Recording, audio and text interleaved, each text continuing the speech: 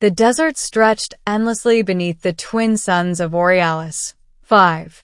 Captain Ethan Cross, former fleet engineer turned wanderer, trudged across the shifting sands with his patched satchel slung over his shoulder. His exile from Earth's stellar navy had left him bitter, but free. Free to choose his own path, free to tinker with machines instead of orders. That's when he saw it, a column of smoke spiraling into the crimson sky. Something had come down hard. As Ethan crested a dune, his breath caught. Half buried in the sands was a silver vessel, sleek and curved like a bird's wing, its hull scorched and sparking.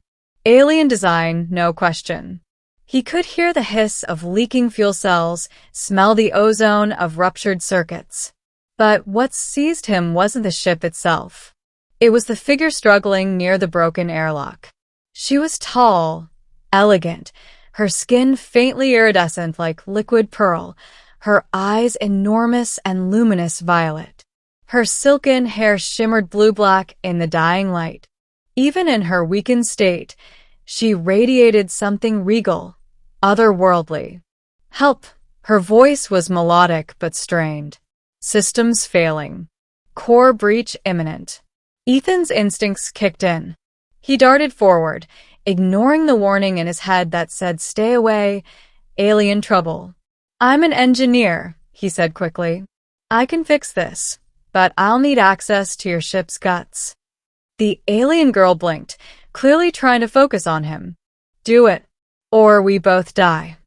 Middle, the repair, and the bond. Inside the vessel, chaos reigned, consoles sparking, coolant spilling, alarms blaring in alien tones. Ethan forced his way into the engine chamber.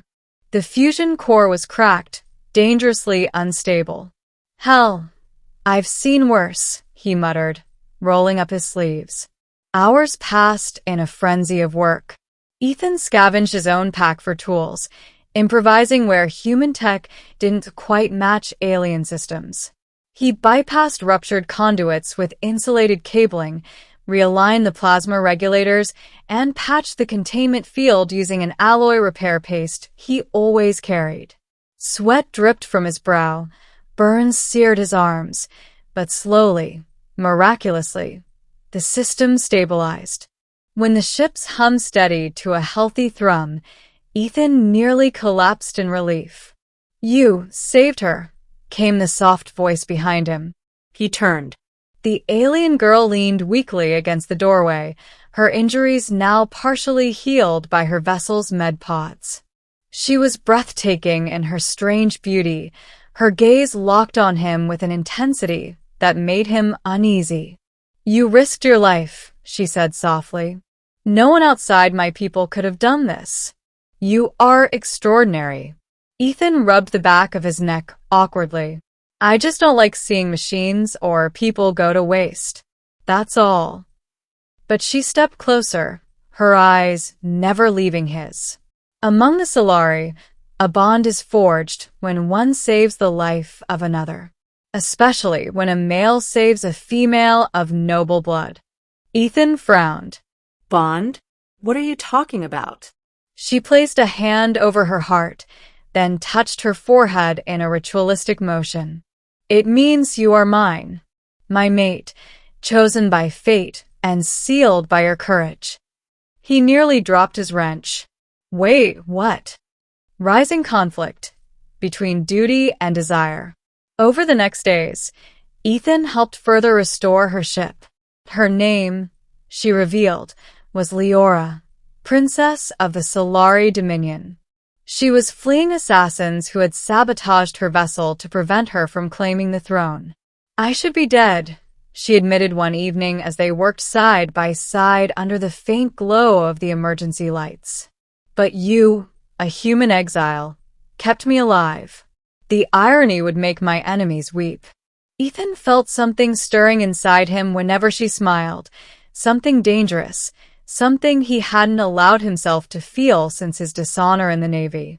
Still, the idea of being someone's mate, without so much as a conversation, gnawed at him. "I'm not your mate," he said one night firmly. I'm just a guy who patched up your ship. But Liora only tilted her head, amused. You do not understand, Ethan Cross. In Solari culture, we do not choose love lightly. It chooses us. You saved me. You defied death for me. That is the mark of a bond eternal. He wanted to argue. He wanted to tell her humans didn't work that way.